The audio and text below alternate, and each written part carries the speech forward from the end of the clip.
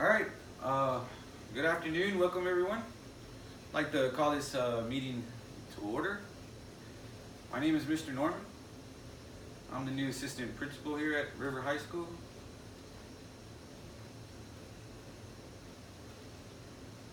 All right. That being said, all right, I am the point person for the math department. All right. So any problems and concerns regarding math, feel free to email me. Just to bring it to my attention. Now, I do know that, we do get busy with our day-to-day routines, and sometimes it's easy to, talk to me in the hall, and when we have a second to briefly talk, it's a great thing.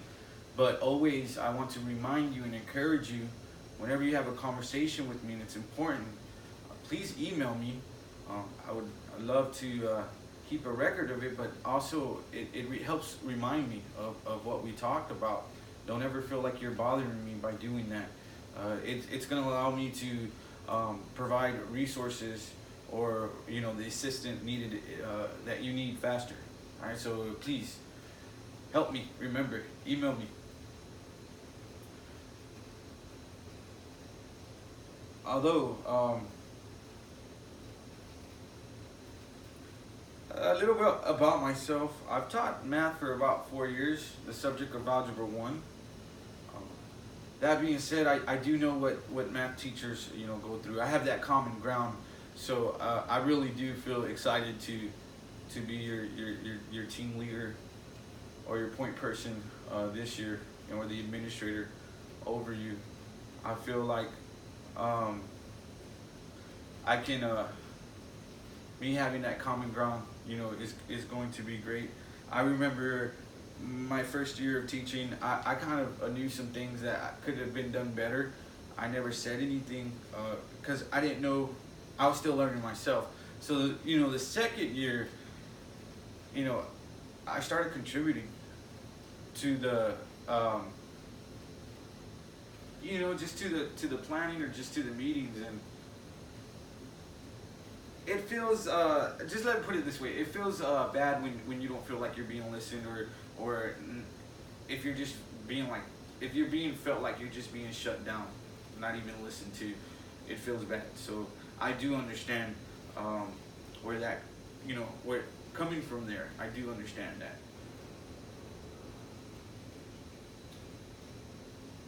All right, so graduation requirements regarding math. Students must have 4 credits of math before graduation. All right? They must pass the Algebra 1 EOC exam, and they must sit for the Geometry 1 EOC. Again, they do not have to pass the geometry, but the state does mandate them to at least sit and take the exam. Now, if students cannot pass the Algebra 1 EOC, they must pass the PERT with a 97 or higher.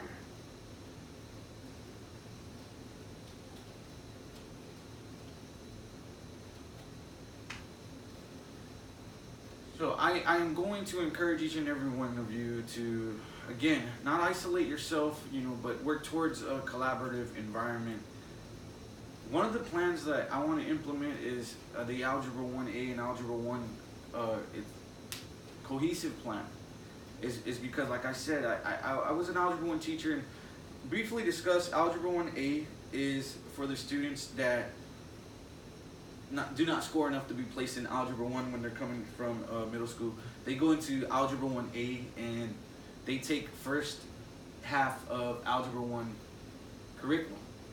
This allows the school not to test them in the EOC as well. So it gives them an extra year to develop that skill set. And then coming into 10th grade, they take the whole Algebra 1 course, and then they take the EOC. So I feel like if those teachers, Algebra 1 and Algebra 1A, was to work together, all right, and develop some things that can be develop the plan. So some of the things that I would like to see is for y'all to collaborate, teachers, and develop the main topics that would need to be taught in Algebra 1A. All right, and usually the Algebra 1 teachers can come in because they can see those students that came, from the Algebra 1A, you can see where their strengths and weaknesses are, and I really feel like they can contribute and add something in and tell your Algebra 1A teachers, hey, focus on this.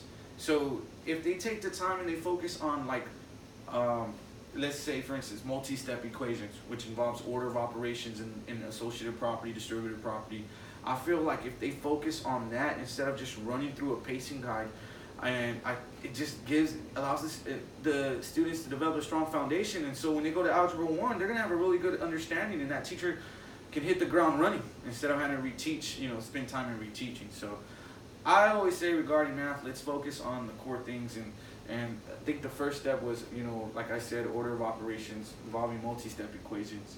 And I think that's a strong foundation. And then I think once their mind changes, about math, and they go into Algebra 1A, then the math Algebra 1 teacher can, review, histograms, review empirical rule, which is your statistics, then go into order of operations, which is equations, briefly, but then really start linear functions and start teaching the formulas regarding linear functions. And I think that those students will be able to understand it and comprehend it better. All right, so going on to that,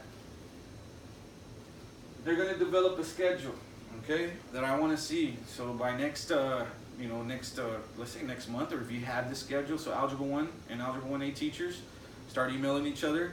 Think of a schedule that y'all guys can meet.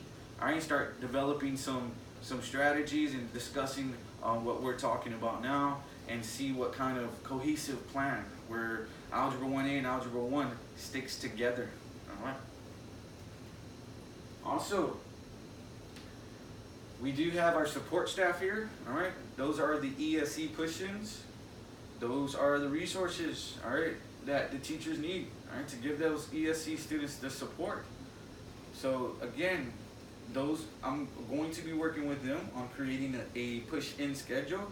So those teachers that do have ESE students, you will be getting push-ins where they will be coming in and offering assistance. That might be a good time to do small groups. So you will also be getting an email of when a push-in is coming into your room and what student needs that support. Also, math coach, Coach Lee, he discussed it. We need to develop a schedule. He's going to develop a schedule of some students that need some one-on-one coaching. All right, so maybe one day out of the week, or 10 minutes or 15 minutes, that student will run down to his office, which is right near your classrooms, and he can have some one-on-one coaching, build that student's confidence, and hopefully change their mindset, get them excited about math. So he needs, right away, if you see some students that can benefit from that, definitely shoot him an email. You can also CC me the email, so I'm aware of that you are communicating with him. Actually, I would appreciate you do that. So anything regarding math, CC me. I would love to stay in communication with everyone, and it's just keeping me in the loop. All right, if I don't see anything, I will be sure to, send a group email and asking you about the progress of these things that we are discussing at this meeting. All right, speaking, I know we were talking about ESE, so speaking of ESE, all right, so students that are classified as ESE are offered